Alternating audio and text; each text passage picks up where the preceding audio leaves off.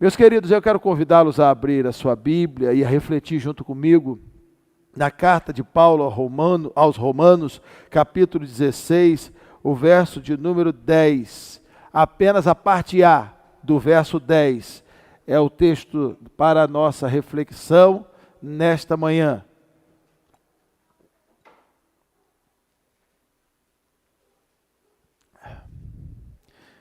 Irmãos, eu tomava pouca água lá no Rio, mas aqui eu descobri que eu tenho que tomar muita.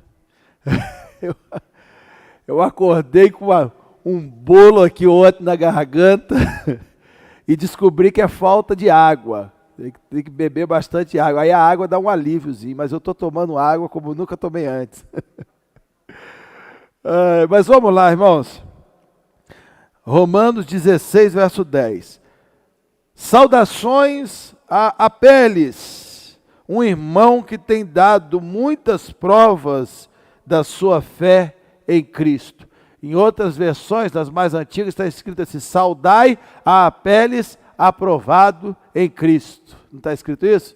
Então, aqui na nova tradução, nós sabemos que ele é um homem aqui, porque nessa versão aqui está aprovado. Então, nós sabemos que se trata de um irmão. Porque Apeles pode ser também um nome tanto de mulher como de homem. Em alguns a gente até imagina que seja homem em algumas versões da Bíblia, mas aqui nós sabemos, nessa versão também diz, um irmão que tem dado muitas provas da sua fé em Cristo. Meus irmãos, eu gosto muito do final das cartas, porque existem ali pérolas para nós e coisas que nos levam a muitas reflexões. Por exemplo, na carta a Timóteo, quando Paulo diz assim, traz meus pergaminhos que eu deixei aí, ou em outras passagens em que Paulo tece comentários muito pessoais, que acabou ficando todo mundo sabendo, sobre Alexandre Latoeiro, por exemplo, e tantos outros também que nós começamos a perceber aí o que passava no coração e na mente de Paulo em relação a irmãos que davam excelente testemunho e outros que não davam excelente testemunho.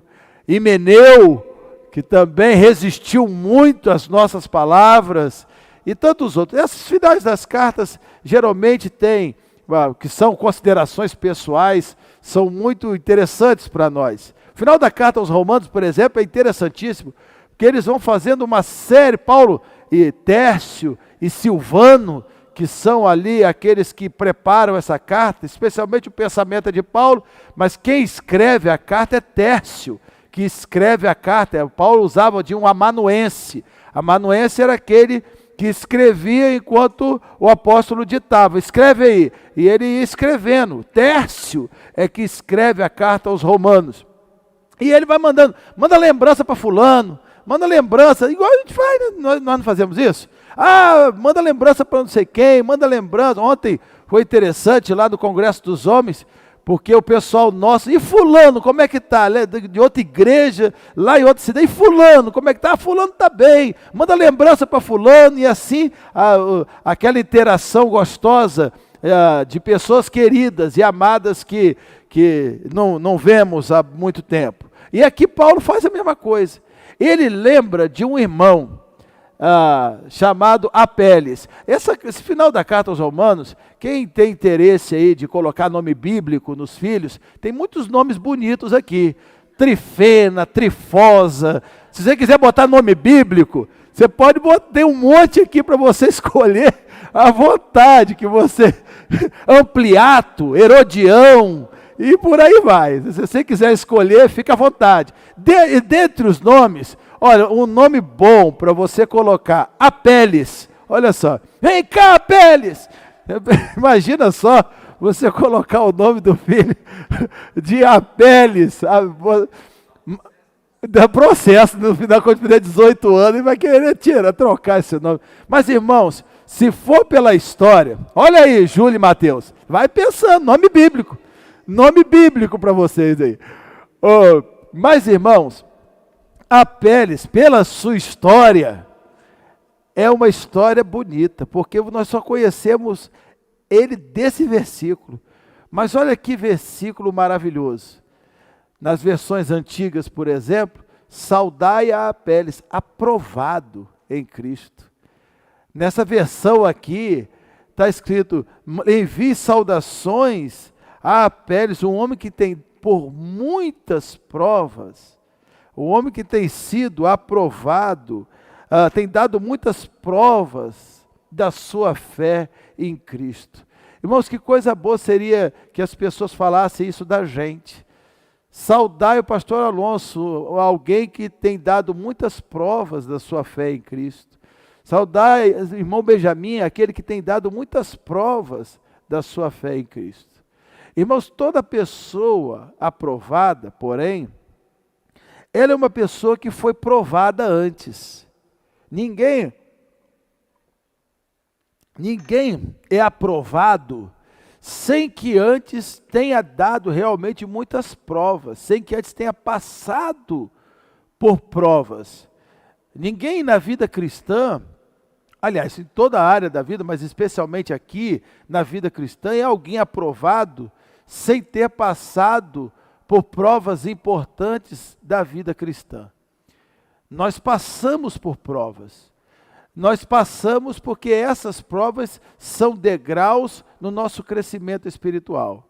Algumas provas, e Apeles tinha dado muitas provas, mas eu quero me ater aqui a algumas provas da vida cristã que vão destacar o caráter aprovado de alguém.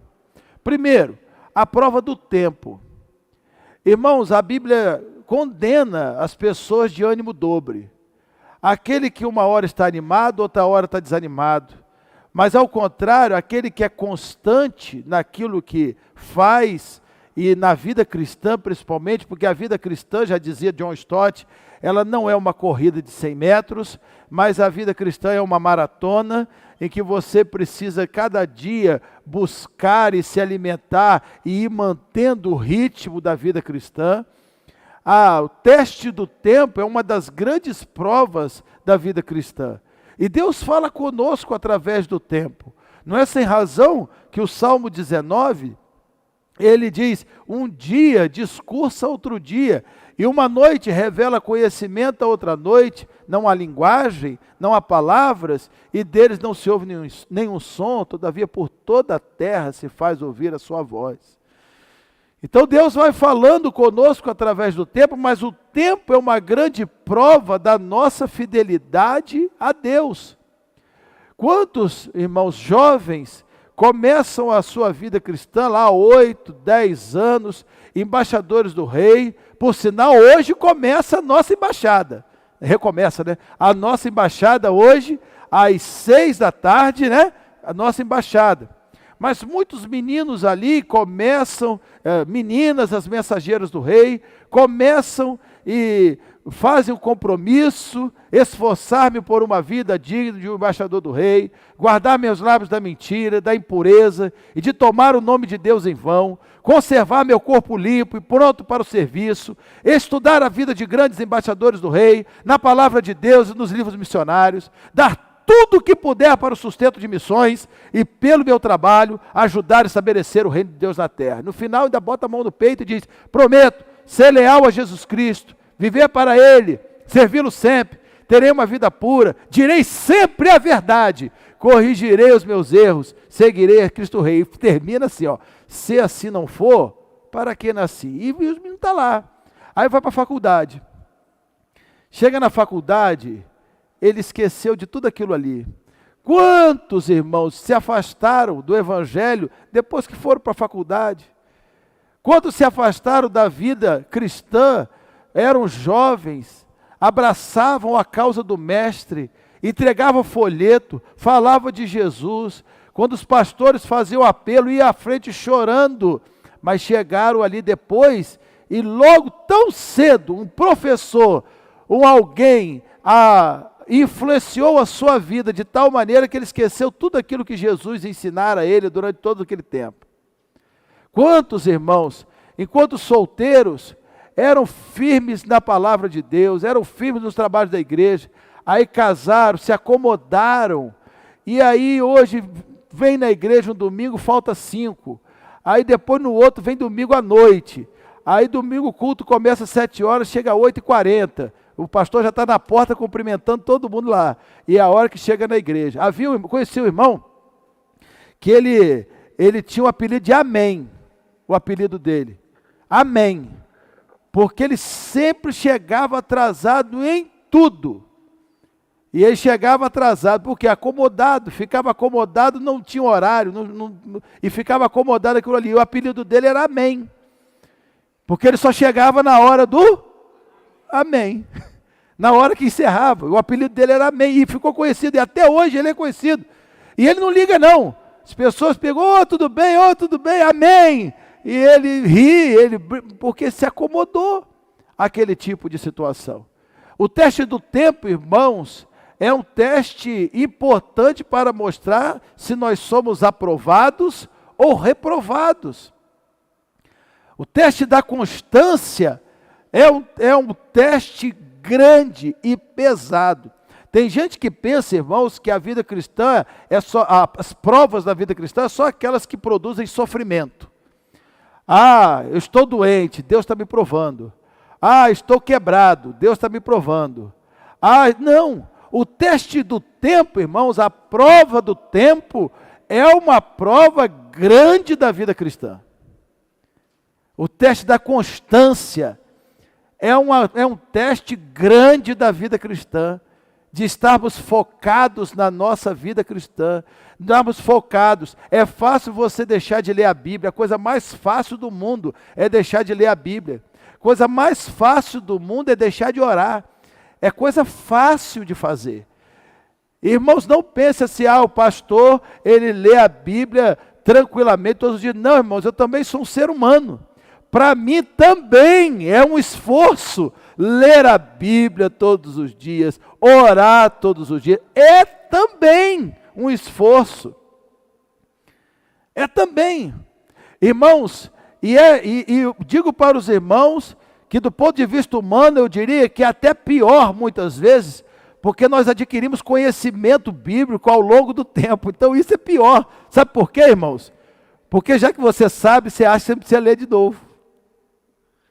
Já que você conhece, você acha que você não precisa ler de novo. Você acha que existem certas coisas da vida cristã? Então, eu tenho que me policiar, dia após dia, porque Deus fala conosco diariamente. Mas eu mesmo, acredite, até muitas vezes pior do que os irmãos, preciso me policiar para ler. Porque, já que eu sei, já que eu conheço, já que eu aprendi, já que eu vou deixando para lá. Nós vamos deixando as coisas, aí aquela porção da palavra de Deus diária na vida da gente. Nós vamos deixando, vamos colocando outras coisas. O teste do tempo, o teste da constância, é um teste que muitas vezes é pouco falado, mas que é uma das maiores provas da vida cristã. Porque quando se pensa em prova, pensa assim, naqueles cristãos que estavam lá no Coliseu Romano, ou lá no passado, entregue às feras, essa agora, não. Ser crente a vida toda e viver para Cristo a vida toda é uma prova. A constância é uma prova. E Apéles era um homem aprovado, e havia dado muitas provas da sua fé em Cristo, dentre as quais a prova do tempo e a prova da constância. Irmãos, muitas coisas que vieram para nós nesses últimos 2 anos foram positivas para a igreja. Alguns foram para as igrejas, alguns foram negativas, mas outras foram positivas. Por exemplo, nós nunca, pelo menos muitas igrejas, só as grandes, as maiores igrejas, pensaram na possibilidade de transmissão de culto. Eu mesmo, onde estava, ninguém pensava em 2019 em transmissão de culto, em pensar nada disso, não pensavam isso. Porque isso era uma coisa, se fizer isso, o povo não vai vir à igreja. Era o que todo mundo falava. se fizer isso, o povo vai se acomodar de tal maneira. Só as grandes igrejas faziam transmissões de culto. Essa pandemia trouxe essa nova oportunidade, mas trouxe coisas ruins também. Porque foi uma prova da constância e da perseverança muito grande na vida de muitos irmãos. E muitos irmãos nesse tempo esfriaram na fé. Sabe por quê, irmãos? Porque não lia a Bíblia antes. Esperavam para estudar a Bíblia, para meditar na palavra, esperavam chegar quarta-feira, dia de culto, esperava dar domingo, esperava um movimento para que pudesse ter uma vida cristã. Esperava a vida cristã. A sua vida cristã estava relacionada ao movimento e não à sua própria devoção. O que aconteceu? As igrejas todas fecharam e quem já desde sempre meditava, lia na palavra, manteve-se tranquilo, fiel. Mas quem dependia do movimento para ter a vida cristã, começou a se desanimar. Muitos desanimaram nesse tempo. Eu me lembro, irmãos, do primeiro culto que nós fizemos, depois, quando reabriu as igrejas, e tinha um máximo ali 50 pessoas no domingo à noite. Num espaço que cabia fácil 600 pessoas, tinha 50 pessoas num domingo à noite, o primeiro culto. E quanto trabalho deu para que as pessoas que são movidas pelo movimento e não movidas pela constância da palavra, voltarem. Isso é comum, muitos serem focados no movimento. Apeles era um homem aprovado porque resistiu ao teste do tempo e da constância. Resistiu a esse teste. Existe um outro teste, irmãos, muito importante na vida cristã, que muitas vezes é deixado para trás, é deixado para lá, mas é um teste importantíssimo. O teste do foco, na constância daquilo que precisa fazer, no foco daquilo que precisa fazer. Eu ontem estava ouvindo lá no congresso o irmão dizendo, ensinando algumas coisas sobre regras parlamentares, muito esquecido às vezes dos irmãos, mas ele ensinando o famoso pela ordem, que é a volta ao assunto, realmente ao foco do assunto que estava tratando. Em um debate, alguém pode falar uma coisa que está fora do assunto que está sendo tratado, e um irmão direcionado levanta e diz, pela ordem, nós estamos tratando dessa questão assim, assim, assim. E aí o assunto volta a ser tratado, o foco daquilo que está sendo tratado. E muitas vezes, irmãos, nós pensamos em foco somente no que tem que fazer, mas esquecemos também que existem momentos daquilo que não se tem que fazer. E eu quero me ater aqui, não somente naquilo que tem que fazer, mas também naquilo que é o momento de desistir daquilo que tem que fazer. Porque é o momento da desistência. Por exemplo, quando se fala em foco, você precisa ter foco, ou seja, você precisa ter perseverança, mesmo ao meio aos embates e tentações para fazer você desistir, você tem que se manter firme. Isso é uma verdade para algumas coisas. Para outras coisas, o que você tem que fazer é desistir. Por exemplo, quando algo você sabe que não é a vontade de Deus, você tem que continuar ou desistir? Desistir. Se você sabe que aquilo não é a direção de Deus, você tem que, vou manter o foco, vai manter o foco o quê? Na desobediência? Está errado. Outras vezes, você sabe que determinadas decisões na vida são decisões resultado do orgulho, não resultado de uma percepção, de um discernimento espiritual, mas voltado unicamente no orgulho, numa ideologia que você acredita em algo, e você está vendo que aquilo ali está sendo direcionado para fora da glória de Deus, para fora do alvo que é Jesus, para fora daquilo que não pertence ao Senhor, mas do seu gosto pessoal, do seu desejo, da sua ideologia, ou sei lá, qual outra coisa. Mas você tem que manter o foco ou desistir? desistir. Existem coisas que nós precisamos desistir para sermos felizes. Existem situações que nós precisamos deixar para trás para sermos felizes. O apóstolo Paulo, escrevendo aos Filipenses, diz: eu deixo as coisas para trás e prossigo para o alvo. Eu vou deixando as coisas que vão ficando para trás e vou me aproximando do alvo. Tem coisas, irmãos, que para sermos vitoriosos, especialmente na vida cristã, nós precisamos deixar para trás, desistir. Até na nossa vida mesmo, na nossa vida comum, naquilo que se refere à nossa vida comum, desistir é uma vitória. Quando você está desistindo, por exemplo, de algo que te impede de coisas melhores, quando você sabe que uma coisa não está dando certo, mas de forma tóxica, obstinada, você está mantendo aquilo ali, achando que o foco daquilo ali vai te ajudar. Essa é uma prova, irmãos, na vida de muitas pessoas. Renúncia é uma prova na vida de muitas pessoas. Deixar coisas é uma prova que é pouco falado, mas que é muito necessário para ter um caráter aprovado por Cristo. Porque ninguém gosta de abrir mão, irmãos. Se a pessoa falar que eu gosto de abrir mão, não gosta. Renunciar é algo difícil, mas para ter um caráter aprovado, para ser alguém como Apeles, ter um caráter aprovado em Cristo, é necessário ter uma mente da hora, ter uma percepção, daquilo que é necessário focar e daquilo que é necessário desistir.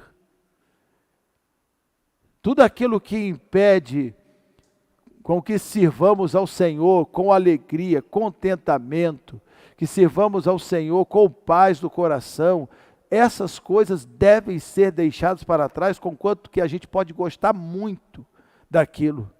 Seja algo que esteja no nosso coração, mas é necessário muitas vezes abandonar. É necessário abandonar para sermos felizes. Porque nós temos consciência do que é errado. Nós sabemos. E essa prova é pouco falada. Assim como a prova do tempo, da constância, do estar ali firme no projeto de Deus, a prova também da renúncia, ela também é pouco falada, do que se deve desistir. Do que se deve desistir. Quantas vezes, irmãos, nós desistimos das coisas de Deus para fazer aquilo que vai trazer benefício próprio? Quantas vezes? Isso me faz lembrar, irmãos, daqueles irmãos do passado que não tinham as condições. O Brasil não era um país em melhores condições como é hoje, apesar de todas as lutas, mas era com mais dificuldade. Irmãos muitas vezes trabalhavam na roça e iam para a igreja, e a igreja era o seu tudo. A igreja era tudo. Então era por isso, às vezes as pessoas falam, mas a igreja, a união de homens lotava naquele tempo, a união feminina, agora é MCM, mas a união feminina lotava, os negócios de jovens. Sabe por quê, irmãos? Para muitos a igreja era tudo. Para muitos hoje a igreja é só mais uma coisa. Porque hoje você pode fazer isso, você pode fazer aquilo outro, você pode usar o domingo seu para fazer não sei o quê, você tem N possibilidades. Hoje a igreja é tudo. Hoje, para eles, no passado, a igreja era tudo, hoje a igreja é mais um. A igreja é mais um programa dentro dos muitos que você pode fazer num domingo de manhã, até dormir. A igreja é um programa. Por isso que para aqueles irmãos, aquelas igrejas realizavam, enviavam obreiros, não tinha pastor suficiente, irmãos, não tinha pastor suficiente. Pastor Geraldo Ventura conhece a história do nosso lugar, e sempre quando nós paramos, a gente conversa sobre isso. Pastor Virgílio Faria foi pastor, o primeiro pastor da Igreja Batista Travessão de Barra, onde eu também, no meu primeiro ministério, era pastor de 5 igrejas ao mesmo tempo. 5 igrejas. um domingo, ele ia em uma igreja realizar batismos e assembleia e ceia. Saía no outro domingo, batismo, assembleia e ceia. Imagina a vida do pastor. Um domingo, batismo, assembleia e ceia. No outro domingo, batismo, em outra igreja, em outra igreja, em outra igreja. Porque não tinha pastores. Aí, sabe o que acontecia? A liderança da igreja, os líderes, é que tocavam o trabalho nos outros domingos. Não tinha. A necessidade do seminário de campus surgiu justamente porque não tinha obreiros. Então tinha que levantar. E as igrejas, todo mundo. Mas sabe por quê, irmãos? Porque para aqueles irmãos a igreja era tudo. Mas hoje, com essas realidades que nós temos, a igreja é mais um. E a necessidade do teste da renúncia. O que você e eu e nós somos capazes de renunciar por Cristo? O que nós somos capazes de renunciar por Jesus? E nós precisamos, essa é uma prova, que é pouco falado, mas é uma prova. Tem gente que pensa que prova é só está doente, está quebrado, ou está enfrentando problema na família, com um filho, na família. Mas existem outras provas que revelam um caráter aprovado. Me faz lembrar aqui do saudoso irmão Celso, também lá de Travessão de Barra. Irmão Celso era um homem de Deus, gostava muito de futebol. Muito, muito, muito, muito. Gostava muito de assistir futebol. Feliz, um homem contente, flamenguista, naturalmente. Então, eu gostava muito de futebol. Mas ele não deixava as coisas do Senhor por causa do futebol. Irmãos, eu não sei quem lembra aqui. Os irmãos lembram quando foi o jogo da final da Copa de 2002, Brasil e Alemanha? Você lembra que horas e que dia que foi? Eu lembro. Domingo, 8 horas da manhã. Eita prova! Domingo, 8 horas da manhã. Irmãos, e aquele homem, domingo, 8 horas da manhã, final da Copa do Mundo, Brasil e Alemanha, a final das duas maiores seleções que ganharam os maiores títulos, nunca se enfrentaram em uma Copa do Mundo, tinha um monte de coisas especiais naquele jogo, Brasil e Alemanha, muita coisa, nunca se enfrentaram na Copa do Mundo, os dois maiores campeões da Copa do Mundo, e tudo ali convergia para parar tudo no mundo, para assistir Brasil e Alemanha, menos o irmão Celso. O irmão Celso pegou a sua Bíblia, como de costume, e foi para o culto de oração, que tinha um culto de oração lá, 7h30 da manhã, a EBD era 8 horas, e o culto de oração, tinha um culto de oração antes, 7h30 da manhã. Estava lá, o irmão Celso, dirigindo tranquilamente, enquanto o Brasil estava jogando com a Alemanha, lá no Japão.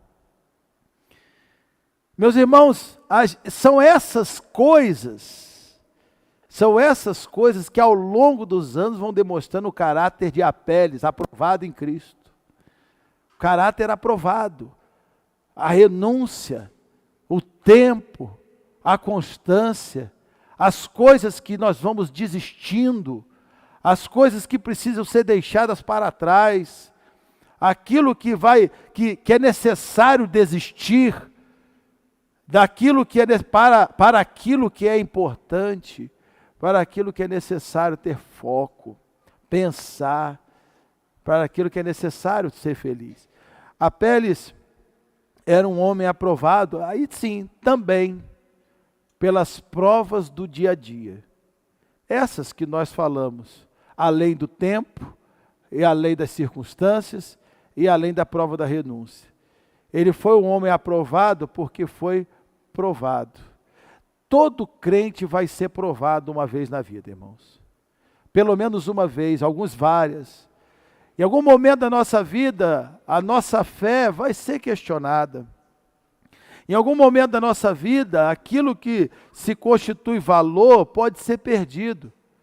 E isso é assim porque o próprio Jesus disse que aquele que amasse mais as coisas desse mundo, isso inclui pai, mãe, filhos e bens mais do que a ele, não era digno dele.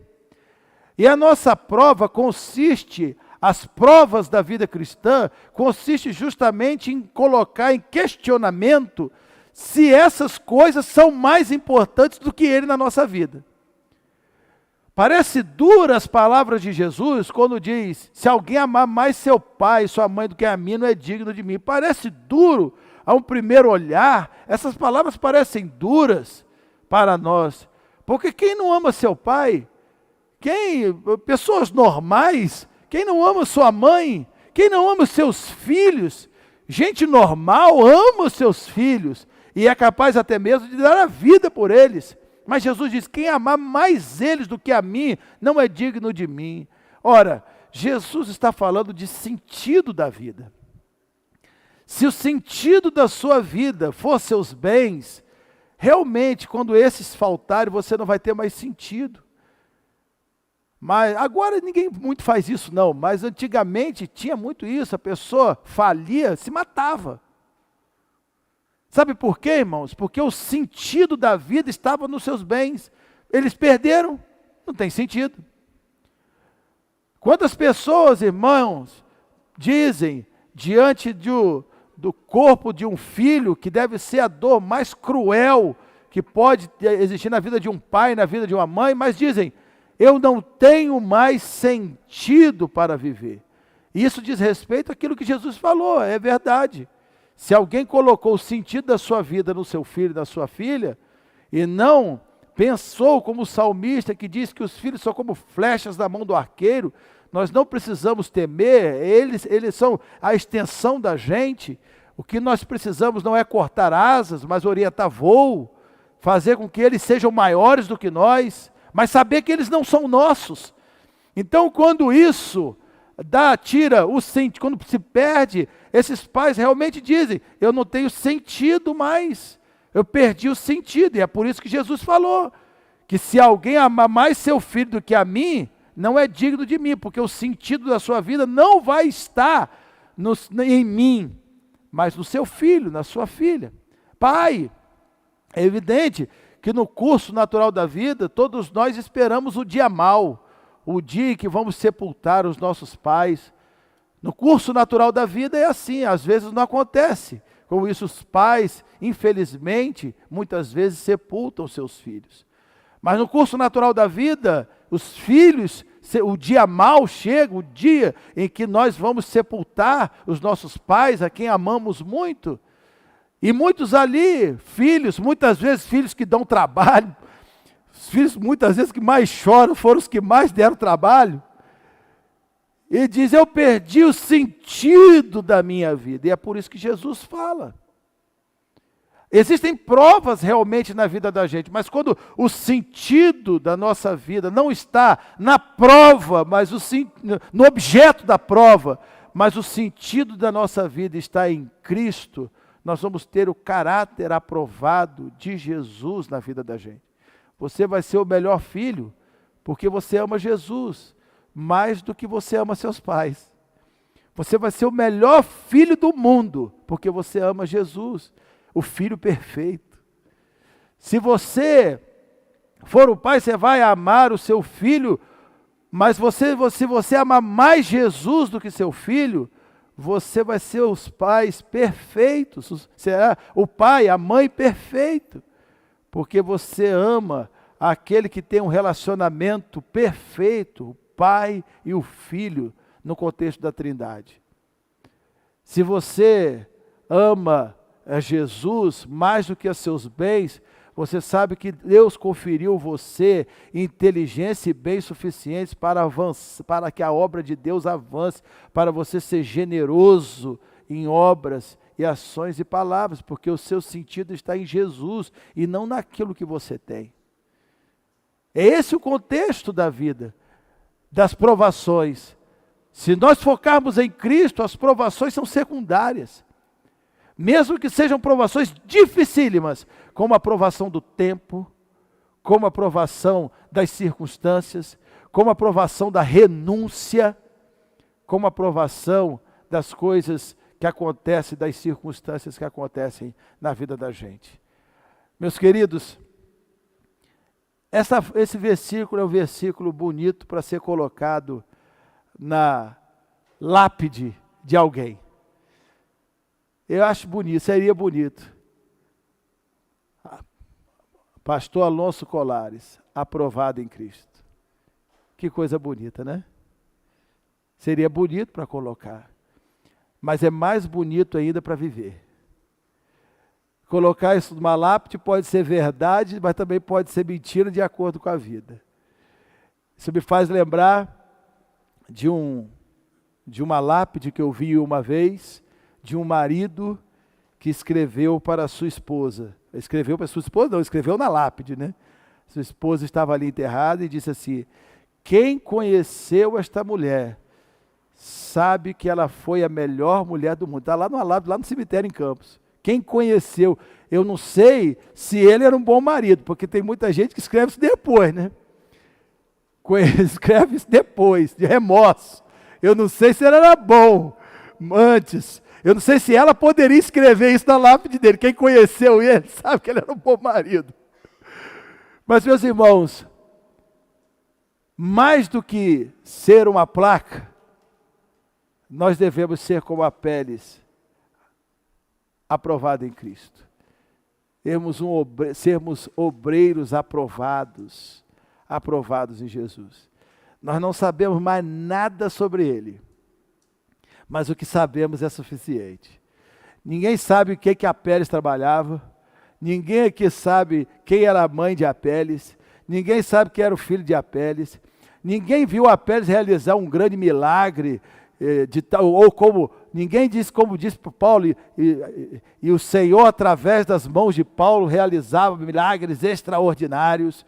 Ninguém, Apeles, não se tem notícia de ter orado e ressuscitado um morto.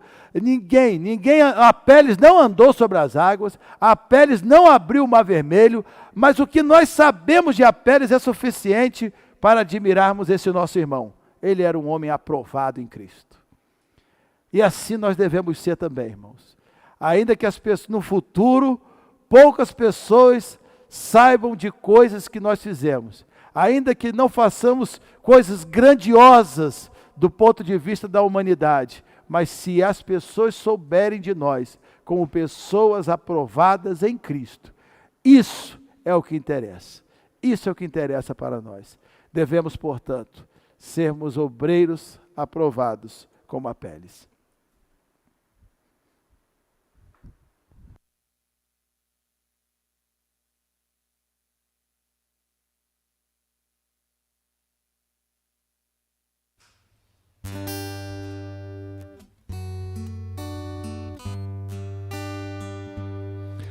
Você lembra quando foi que o Senhor o separou dentre todos os amigos, dentre os entes mais queridos, e encheu a alma toda de paixão tão desmedida pelas almas, pelas vidas, e não sabem para onde vão. Mas o tempo foi passando e a paixão se esfriou. Ó meu Senhor, responda-me, por quê?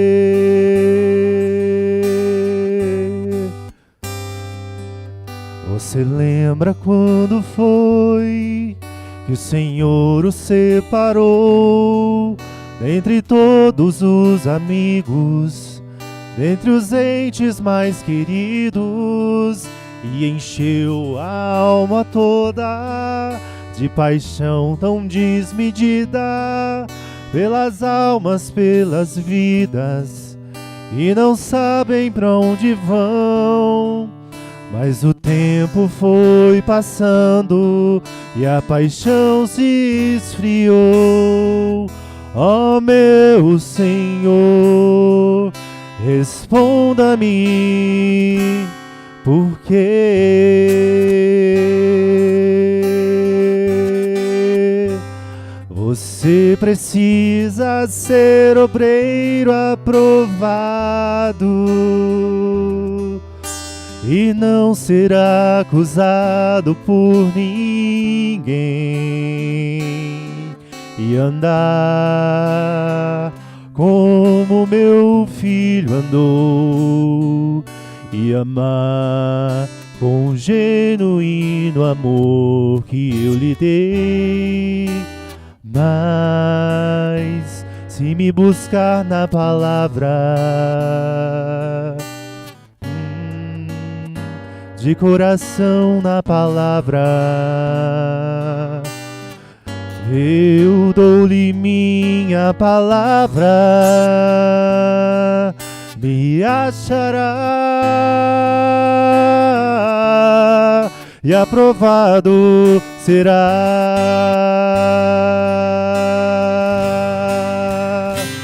Você precisa ser obreiro aprovado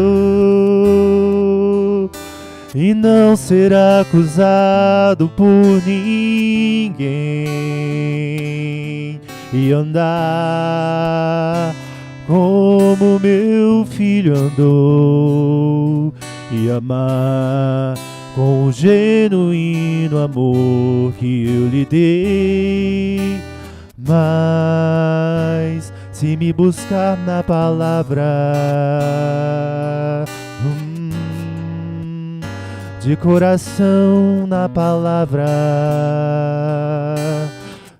eu dou-lhe minha palavra, me achará e aprovado será.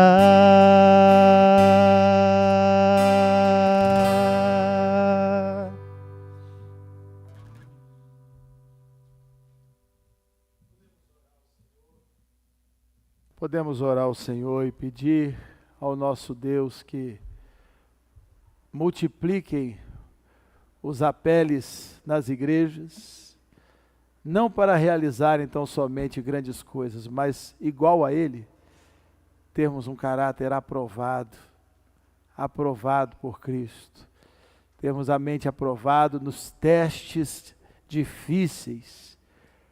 O que impressiona o Senhor não é as grandes coisas que nós podemos fazer para Ele, mas aprovado nas circunstâncias, aprovado no tempo, aprovado na capacidade de renunciar. Não são grandes milagres ou coisas extraordinárias, mas ser um crente fiel, todos os dias, ali, servindo ao Senhor. Ó Deus, obrigado pela Tua palavra nesta manhã. Obrigado, ó Deus, porque o Senhor nos ensina através de servos e servas do passado, que pouco sabemos mais sobre eles, mas que aquilo que sabemos é suficiente para aprendermos e para vivermos, ó Deus, de uma forma que agrada ao Senhor. Ó Deus, muito obrigado por esses momentos especiais com os nossos irmãos em culto ao Senhor. E te pedimos que o Senhor nos ajude, nos abençoe, ó Deus, para que possamos ser aprovados em nossa vida e no nosso coração. Em nome de Jesus. Amém. Não vamos deixar que a consciência nos acuse daquilo que devemos fazer e podemos fazer. Meus irmãos, 2 recadinhos. Primeiro, este que nós falamos aqui sobre os embaixadores do rei, né? Os embaixadores do rei, hoje às 18 horas, então se você tem filhos que está lá entre 9 e 17 anos, você traga para a embaixada, incentive, é muito importante para a vida espiritual. Olha aí, irmãos, a renúncia, o tempo, a constância, olha isso, vamos começar a praticar isso na nossa vida.